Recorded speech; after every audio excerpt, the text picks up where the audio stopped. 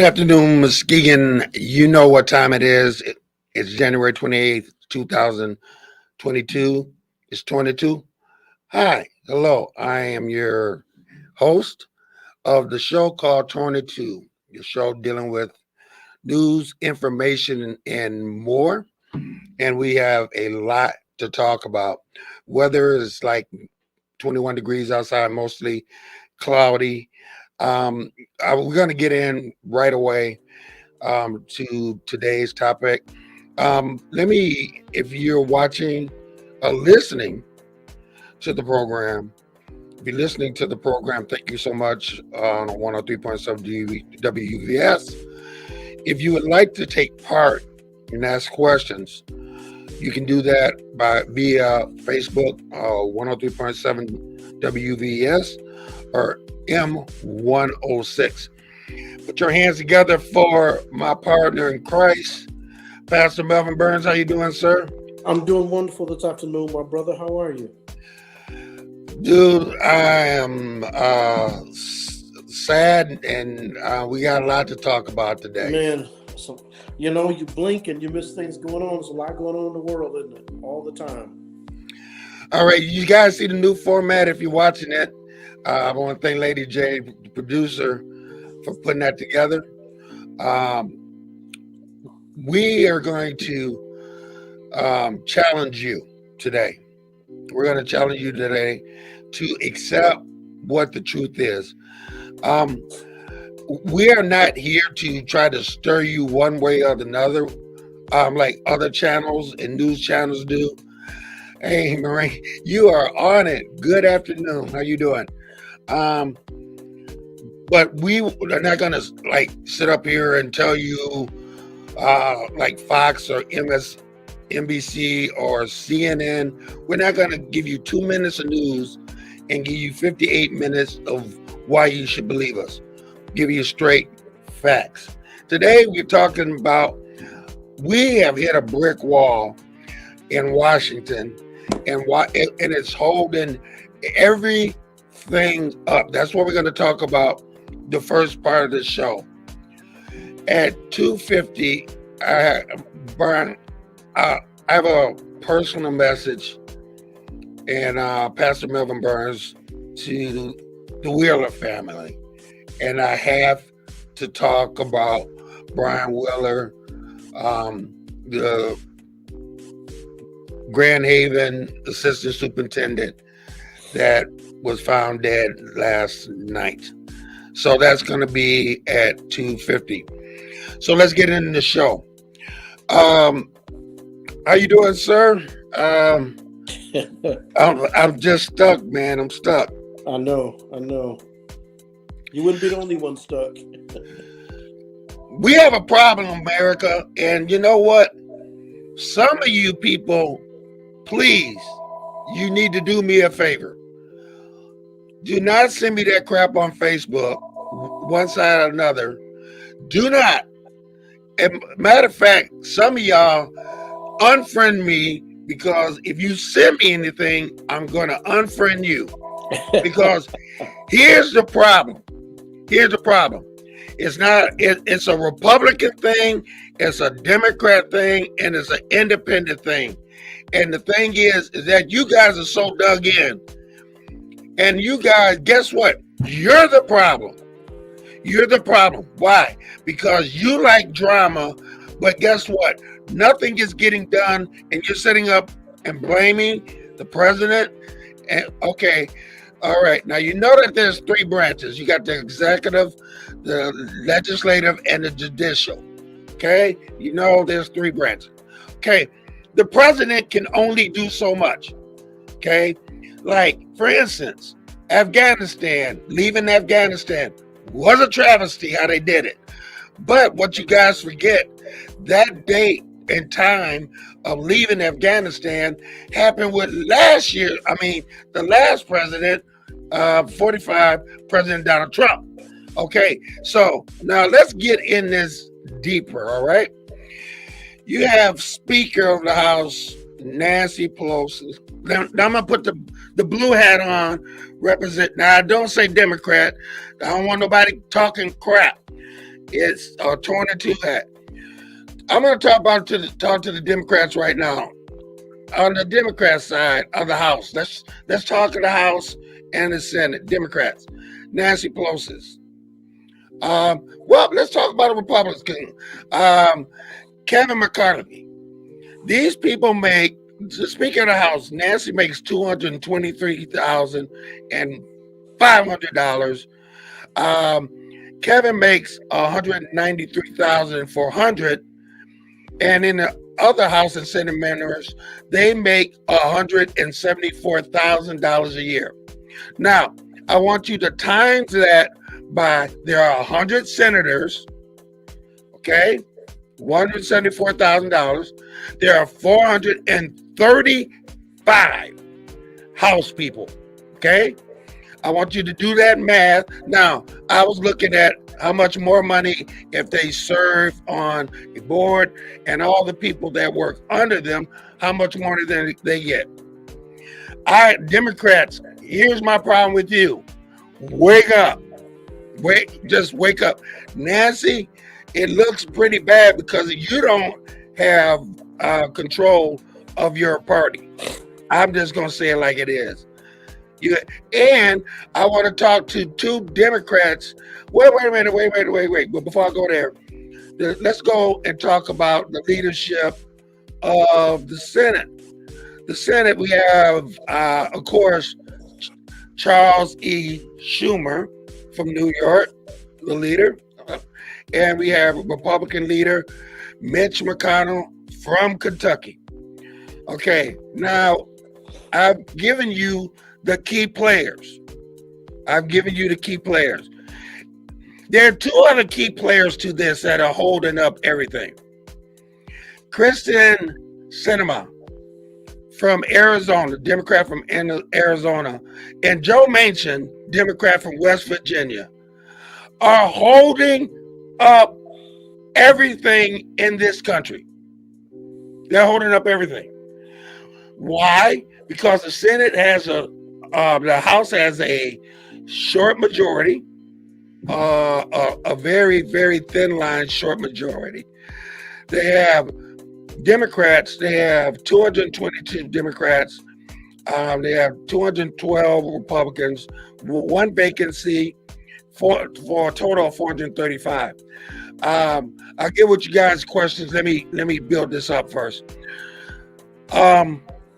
So the problem is that look at the math of how much money, and then you look at the people like Manchin from West Virginia and Sinema voting the way that they feel that they want to when it comes down to the filibuster rule.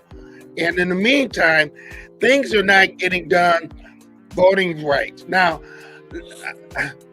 this voting right bill is not a new bill. It's a bill that has been where people have to vote on this bill so many years, and I don't know why it's not in the Constitution. Yes, I do, because no states wouldn't pass it. But this is something that's not new. But yet, they are holding you hostage. How are they holding you hostage? Well, I'll tell you why. It's this blue hat and this red hat, and nobody is thinking about this country. And we got some real issues coming up. I'm telling you, we got Ukraine coming up. And let me tell you what, Ukraine, people, you are not ready to deal with getting with Russia and Ukraine. Okay? We're still dealing with COVID. Okay? We're dealing with a country that is broke down. For instance, the presidents in Pennsylvania talking about the infrastructure. What happened? A bridge falls down. We can't make this stuff up, or we wouldn't lie to you. That's what's happening. Jump in, Pastor Melvin Burns. Well, you're a lot of places, brother. And I saw somebody's comment there, but I think the thing that's frustrating is nobody gets everything, and we send people there, hopefully to negotiate, to debate. And what's frustrating is when people negotiate and at the end still vote against something they negotiated. It's like we make, Mm-hmm. we take it like the mansion. We make all these exceptions, to bring this proposal down for you to support it, and they didn't support it. Like All you, right. you could just say this is a hard no in the beginning, but I think that's the frustrating part. And even whatever side, if one side proposes something, it's automatic no's. Right. Okay. So then that means I need to put on the red hat. Yeah, yeah. Okay. So here's the thing that the Republican Party is doing. The Republican Party is stalling everything and saying everything is bad. Yeah. Everything is bad, and let me tell you what they're waiting for, people. They're waiting for the elections in 2022, which they have a great chance of taking Mm-hmm. over the House and the Senate, and then they can do whatever they want to do. In the meantime, they are not proposing legislation. It's Mm-hmm. just refuse to listen to what the Democrats do and put out there and say no. Nobody is negotiating in good faith. Nobody is looking at you and saying we got to do what's best for the country. It's all about what's going to happen in 2022 and what's happening in 2024. Mm-hmm. Okay, let's go to some questions. Sorry, guys, it took me so long. The problem isn't Democrats, Republican Party, or independents at all. It's the fact people refuse to accept good ideas or plans or implement for the betterment of the entire country based on a party represented by persons. Just you're right there. It said, shouldn't it be any party at all? Just all people working together for the good of all. Good thing. I want to go down to Houston, Texas. Houston, Texas. Michael Anthony Smith, we missed you last week. Until you get past the last administration, 45's action, nothing will get done. It is sad that the Democrat Party are not on the same page. Okay, going to another comment. Another comment. People need to vote on individual merit. Wow. Wouldn't that be a concept? And vote out the trash that don't care about others. The straight ticket crap needs to go. Thank you. Okay, so let's address those questions right there. Pastor Melvin. Well, I try to remember in verse order. I'll think of that last question when people say, what most people think is that the people in their party are the good guys and the people in the other party are the bad guys. Because here's one thing. Those folks there think they represent us. Every time you do a study and you survey what person in Congress do you like the most, think most effective, you know who people vote for? Their own. Then they vote for the ones in the party like the most, and those other guys are bones. And so, how does it sound? We got the Congress we deserve to a degree. There you go. Say that again, preach him. Let's pass the plate. We have the Congress that we deserve. And why do you think that? Those are people we voted. Or didn't vote for. Or didn't vote for. So every one of those people there got there because people voted for them or didn't vote for somebody else. So the people there you dislike the most, somebody else there loves them. So, you can think, people, you think these people are all these foreigners, but they represent us. And bad people sometimes pick bad elected officials. Wait a minute. I got to go to this one. Melvin, this is for the... Oh, Melvin, get rid of that jacket. Go blue, LOL. This is not the wardrobe portion of the program, Mr. Smith. All right. So, people, listen here. I got red hat, blue hat. Yeah, I feel like Dr. Seuss here. Red, blue, goldfish. I don't know. Listen, get out of Stupidville and stop going down rabbit holes. Yeah. Here's the fact of what's going on. We were talking about education. Pastor Burns, tell me what you were talking about education. When was the last time you heard a proposal, state or federal level, about education? Last thing we saw in the news, I think big thing was substitute teachers. Now they're allowing anybody who's attended college to be a substitute teacher. Now that's good. We got a warm body in the classroom, but that's bad for education. But all the issues we have in education in fall or November 2020 and 2016 and 2012, you don't hear anybody talking about education now. I don't know if we've abandoned it. We've just said it's on their own. But when's the last time you heard any policy related to education? When you talk about education, there's forgive the student loans. Okay, we all want that. We all want to forget the student loans. Listen, people, and do you know that our children are in the fight of their lives when it comes down to jobs and education? They need the education because we are in a global market. And why is it that other countries teach their kids several different languages, everything? They have the best education. Why? Because they want those kids to compete. Now, if you look at what happens in our country, we look at where you go to school is based because of your tax area and property values and all that stuff. Well, we gotta say more than that. Go ahead. We've made a decision that we won't say, but we've made a decision, which is the more money you have, the better education you can get. We've made that decision by if you go to certain schools that cost the most, with the best reputation, you get the best jobs. The high schools that have the most money produce the best students. The schools, that suffer financially, statistically produce the worst students. So we've decided that for education, money is important. I think we were talking a week ago, we've said the same thing about our legal system, honestly. We've said we're okay if you have more money, you can get better justice. I was saying this in Bible study the other night, but we've decided that. We can say a lot of lofty things, but we've said, like with education, we've just decided, you know what? More money, better schools. You know what? If I'm gonna put my blue hat and go back to the Democrat Party in Washington.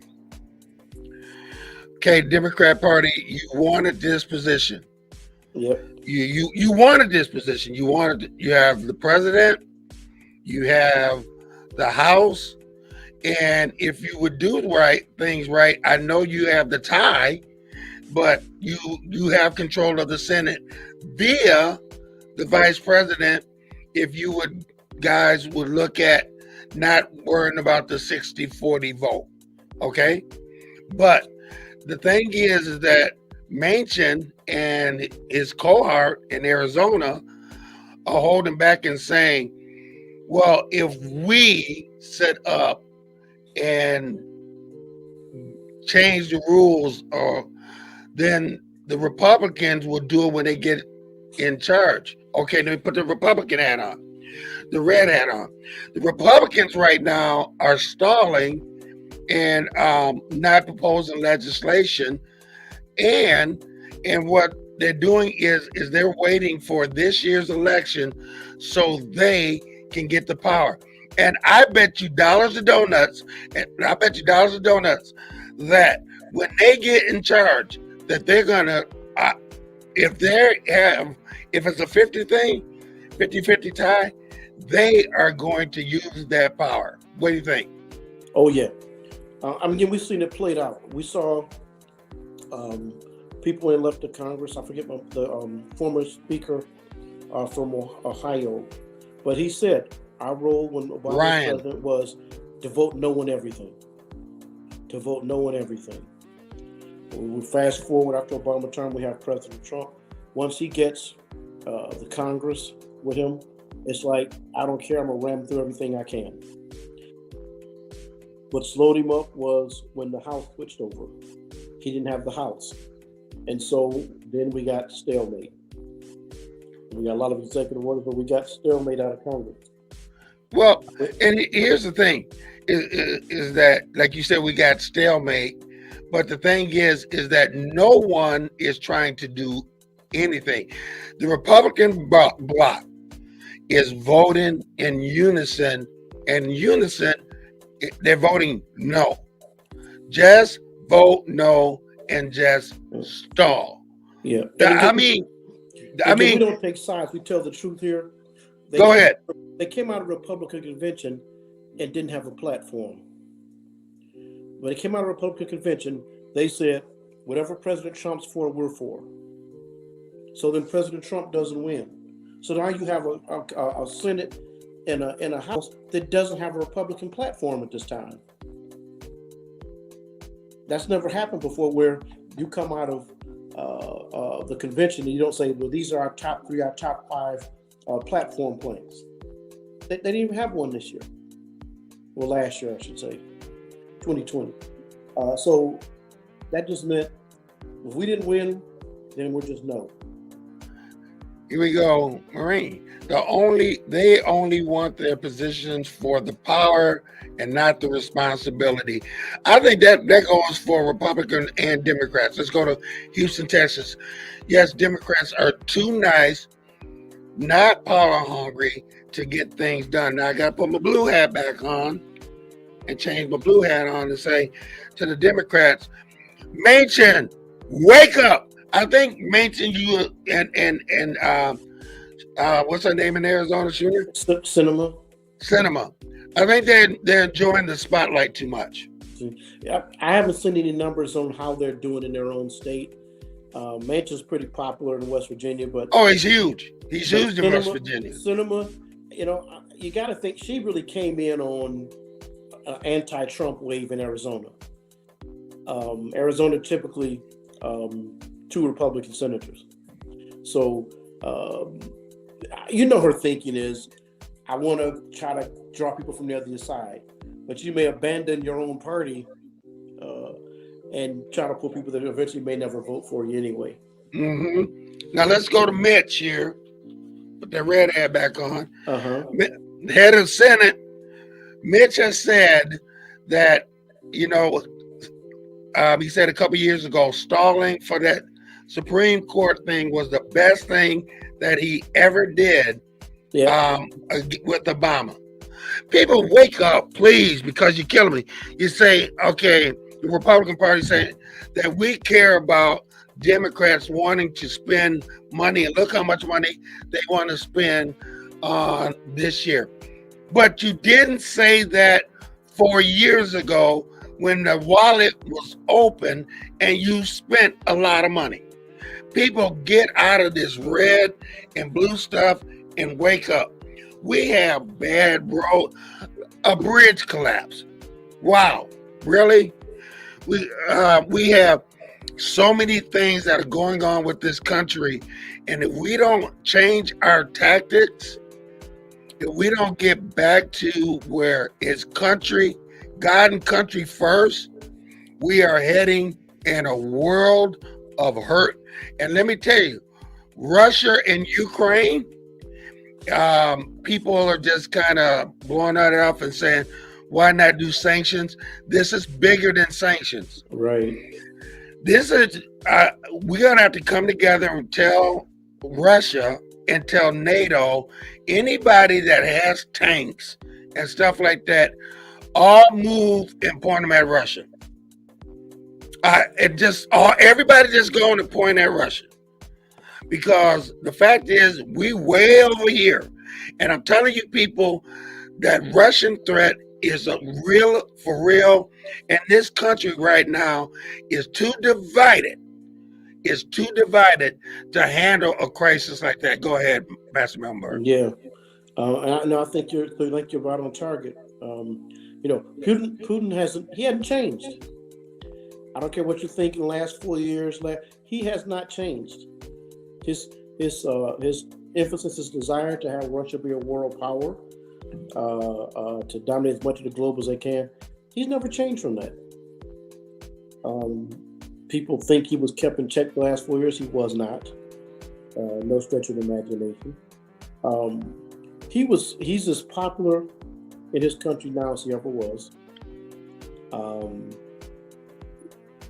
He was, if you go back to between 2012, 2016, his popularity was at an all-time low because of then sanctions against Russia. And everybody kind of agreed, let's put pressure on him. And then he got turned loose. We immediately removed all the sanctions, gave him all their money, and he's back. He's back on a path that he's always been on. And every intelligence person will say it's naive to think otherwise. That's not even dealing with all the other terrorist threats, internal and external, that we need to give attention to.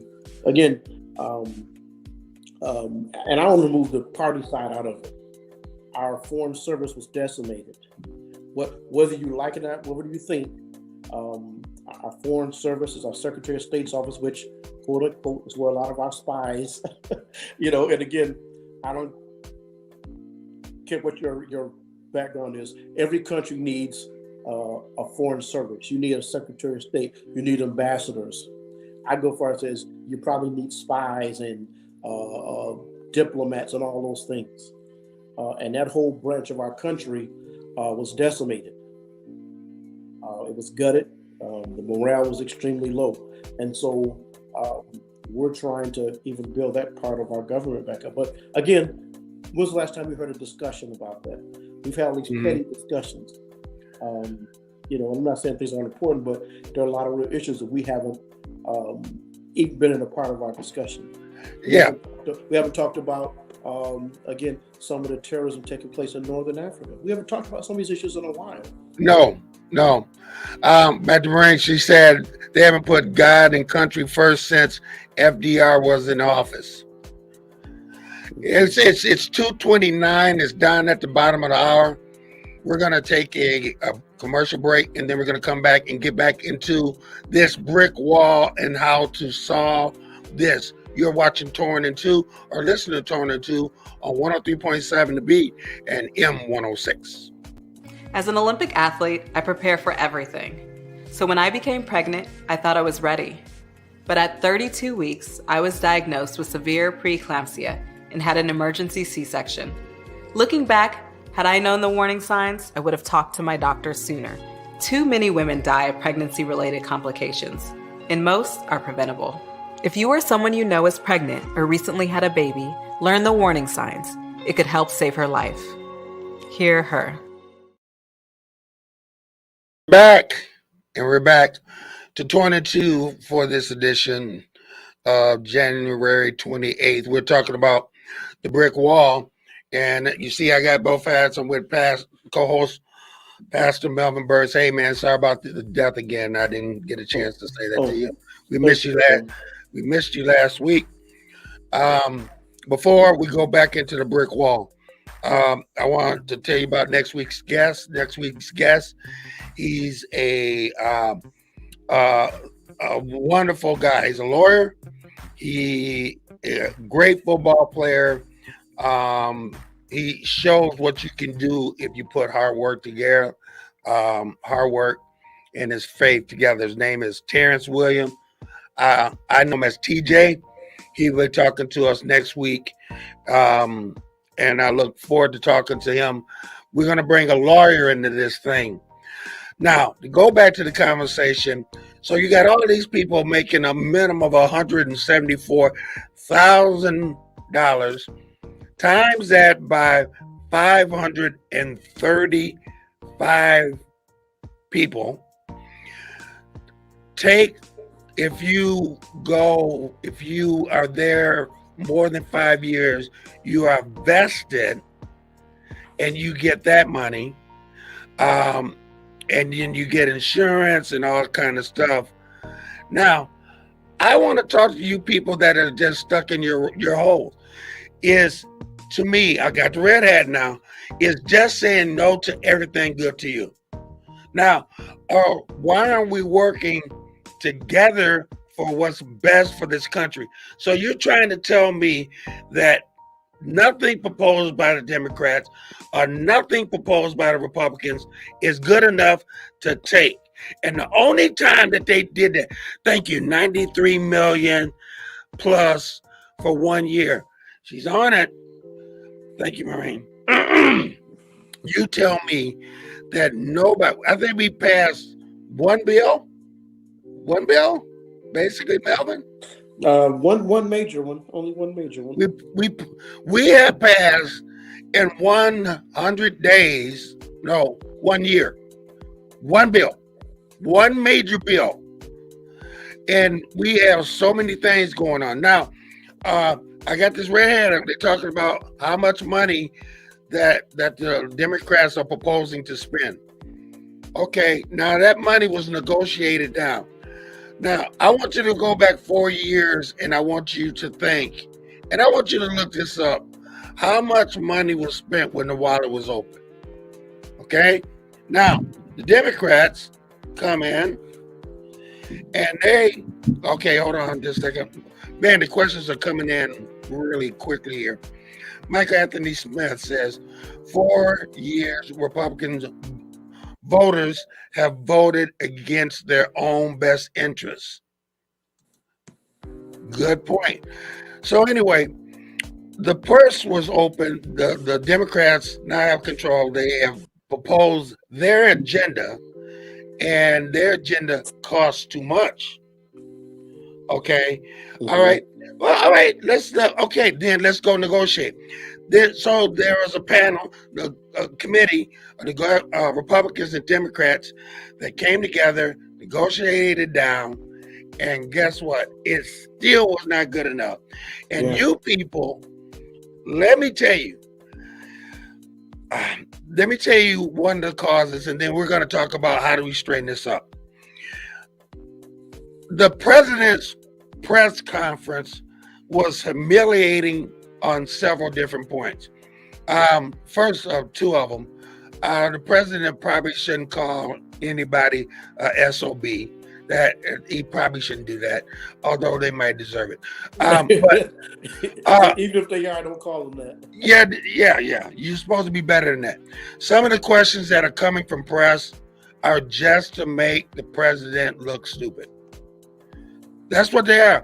It's not questions about, okay, let's go in deeper about COVID. Let's go deeper about this. Right. We watched the president come out, and I don't know who's in charge of the president, but the president never should have stayed out there for almost 2-3 hours trying to answer some of the most ridiculous questions. Yes. That's way too long to be sitting there answering questions. To be honest, any format. And I don't know if anybody's ever, been interview one-on-one, or let alone in a room people asking questions, and after an hour you're drained. So anybody haven't been in that format, you really don't have any idea how draining that is.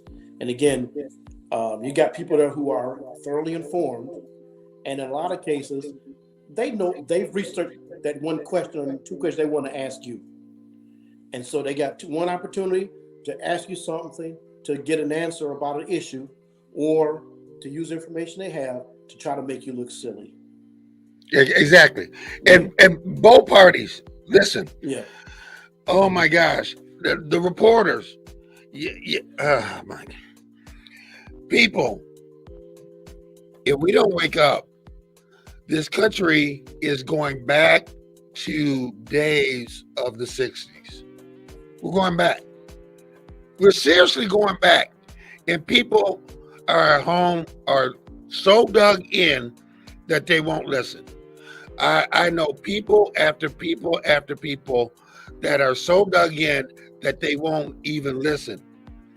Now, I got a question for you. Do you remember? Let me change hats here. Uh-oh. Do you remember when President Donald Trump said that the press were getting on him, and he said, it's my duty to bring positive news and good stuff to the country to encourage the country. Remember that? Yep. Okay. Okay, so let me change hats again. So Joe Biden, I miss those fireside talks where the president used to talk and talk some real truth to you. Yeah.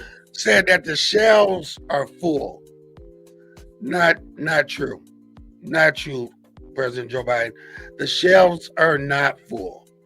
This country has a problem where they're going to have to get things from those boats inspected and in shelves right away. Yeah. So, Pastor Melvin Burns, it's Yeah. 2:37 and we got 13 minutes to straighten up this mess. All right. What do we do? Step one. Step one.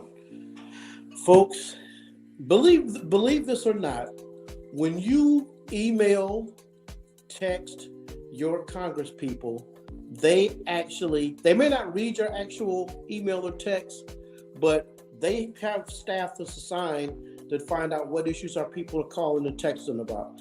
People don't answer phone calls anymore, but they all have recording devices.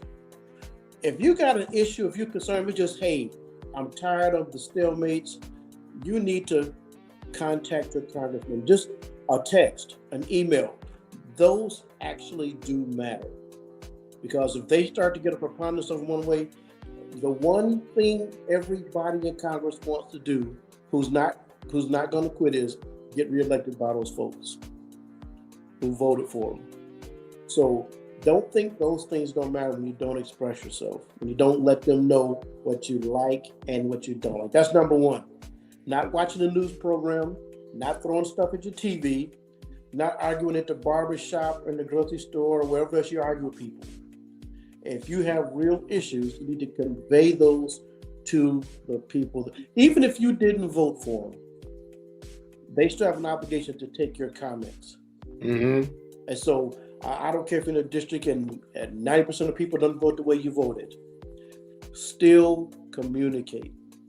I'm still amazed how people have never written or emailed or expressed any kind of comment to their elected officials. That's number one. Communicate something. Don't just watch the news and get upset. Right. Marine says that the squeaky wheel gets the grease. Well, and make noise enough and like they'll respond. They function on information, just like the rest of us do. They function on what are they hearing the people say. And so, I hate squeaky wheel because that implies that somehow there's not everybody's got the same opportunity to communicate something. It's not like a secret. Everybody's got an opportunity to text or email or send a letter or express themselves. So that's number one. If you like something, let them know if you don't like it. So that's your initial way to shape some behavior here. I got number two. Educate yourself. That's number two. Maybe two for one. Yeah. Educate yourself. Yes. Educate yourself to find out what the amendments and things are all about. It doesn't take a rocket scientist to understand this country is broke. You drive down the roads every day and complain about them. Yeah. The infrastructure, the internet, all this kind of stuff. You see that there's a problem, but you dig in deep with one party and say, nah. We see people you talked about, like our CIA, our Secretary of State, and all this kind of stuff. People, we need to act in unison because we have big problems coming. Educate yourself, because how do we get those shelves filled with food? Yeah. Excuse me. With that, I want to encourage people, don't get stuck on one newspaper, one magazine, one TV station. If you want to educate yourself, again, if it's your favorite station, if you can't stand NBSC, flip over to NBSC. If you can't stand Fox, flip over there sometime. Now, I would say if you want to educate yourself, stay away from either one of those.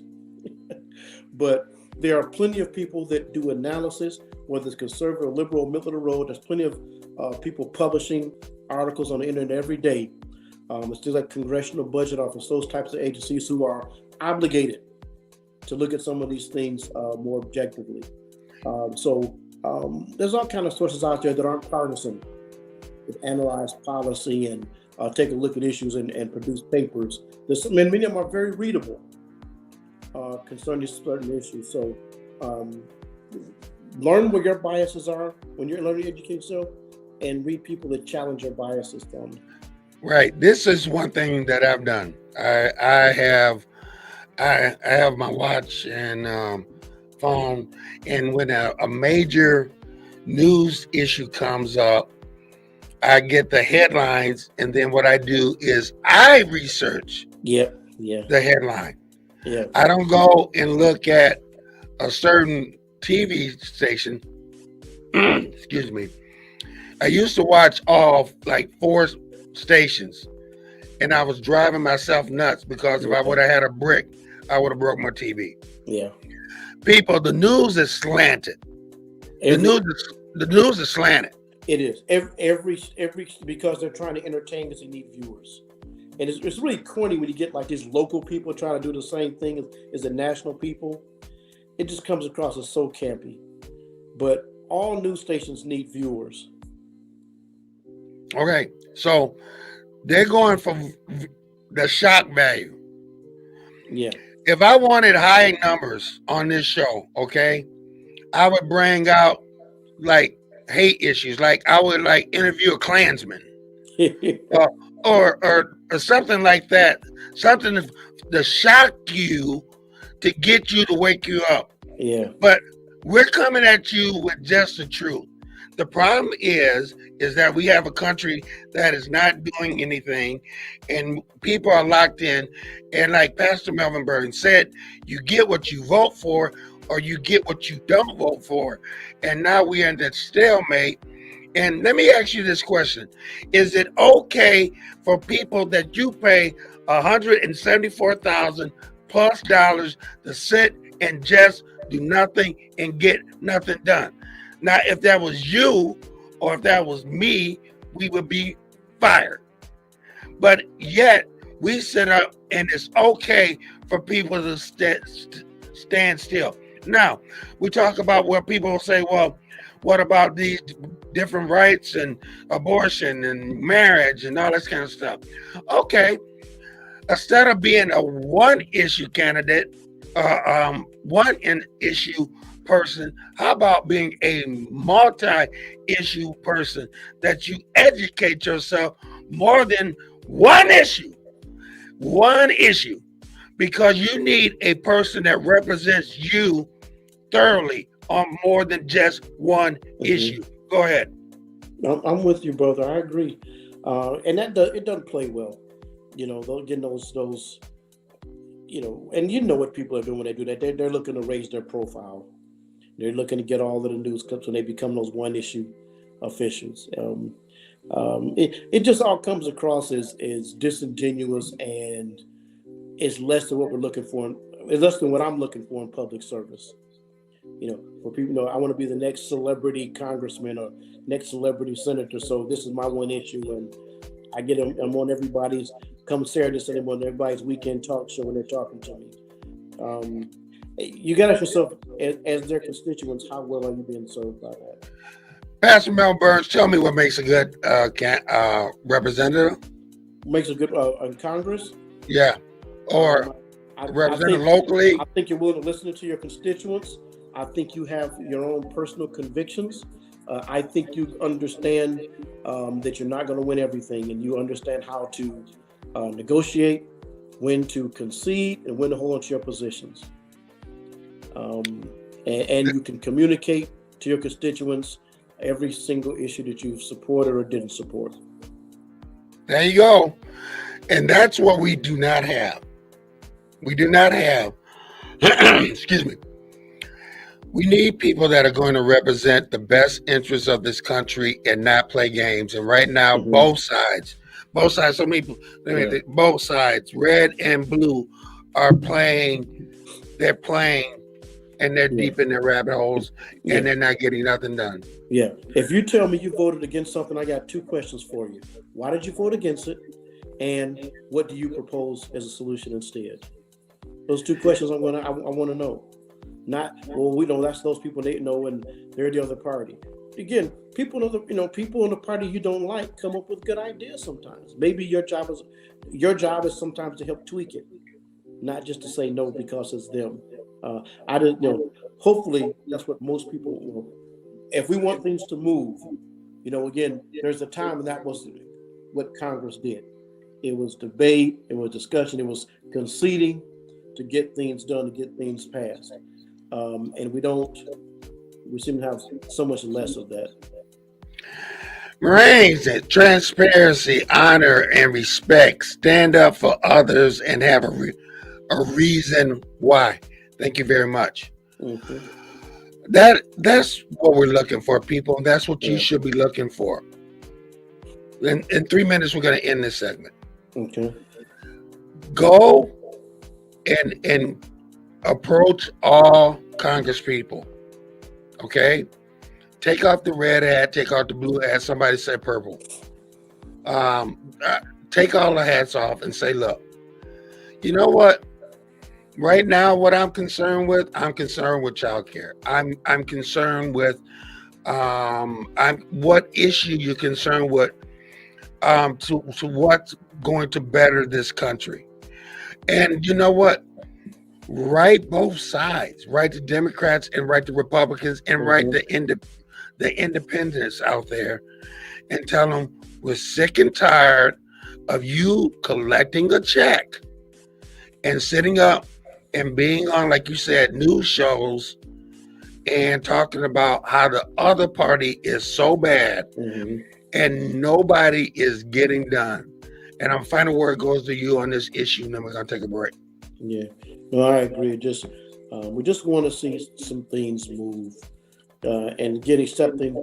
Nobody gets everything they want.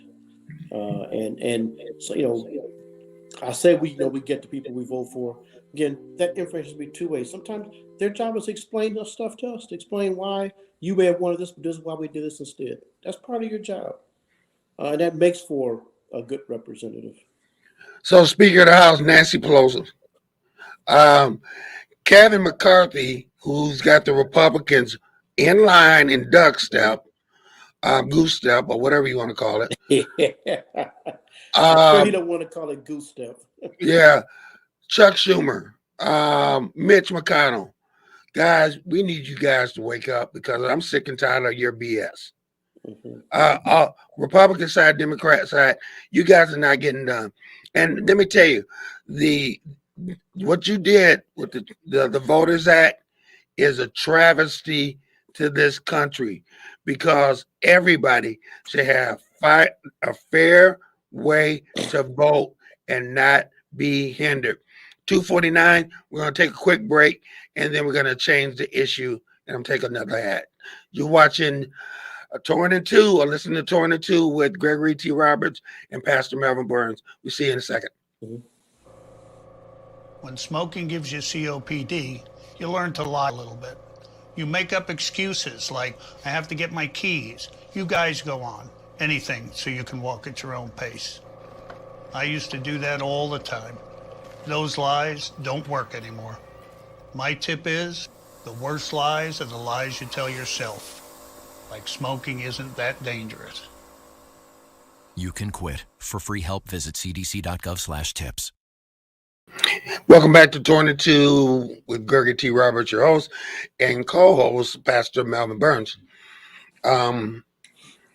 We had some bad news hit us. I heard it today. And it's no easy way to talk about this. But it's the only way to address it because we are to bring you the news. You've been hearing about the assistant superintendent of Grand Haven Schools that was in jail for embezzling money. Well, anyway, yesterday at 8 o'clock, they found him in his cell. They tried to revive him, and they could not. I know the family. Pastor Melvin Burns knows the family. Our hearts and prayers go out to the family, but Here's a chance for us to learn and listen, Mm-hmm. because a man is innocent until he's proven guilty. He Yes. pleaded no contest and said he was guilty.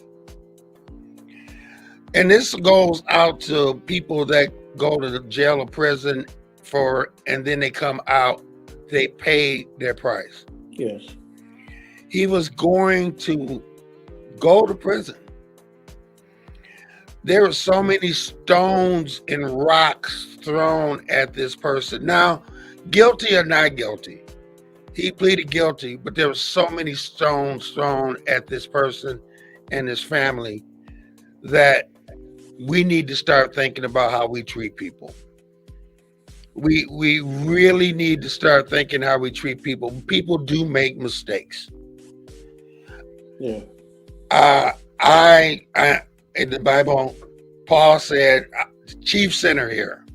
I raise my hand up and say, I make mistakes every day. Heck, I made about 15 mistakes just doing this show today. But when you make a serious mistake, what about that grace, love, and compassion thing that we're supposed to show? Yeah. What about walking a mile in a person's shoes? Do we know why? We will never know why or what happened. But when it comes down to when these crimes happen, we have to be so careful than getting on Facebook and saying, well, he deserved it. He stole $900,000. Wait a minute. Back up. You're talking about somebody's dad, husband.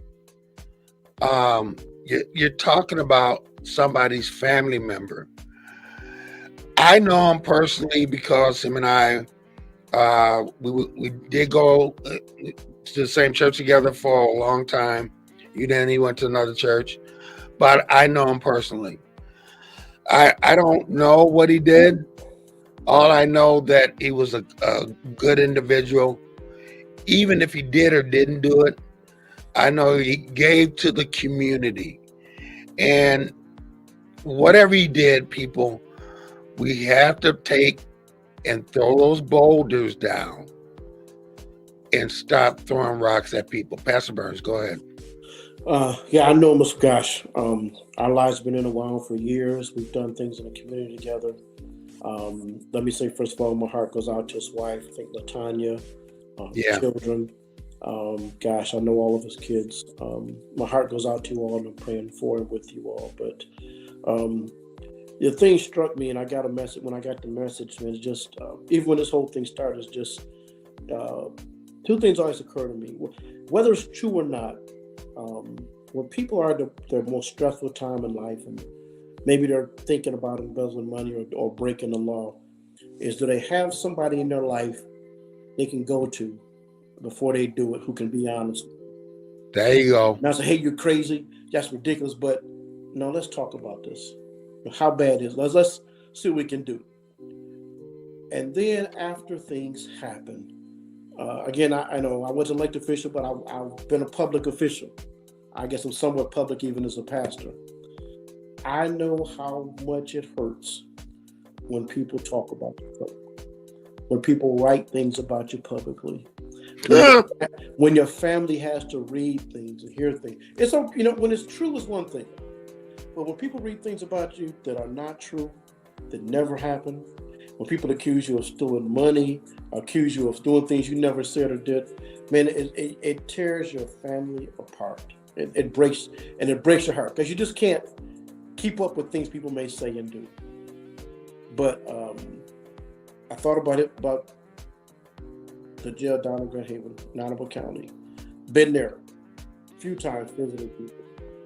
And for myself, I thought, man, I wish I had made a trip down there. I know it's difficult getting into jails now, but wish I got the trip down there.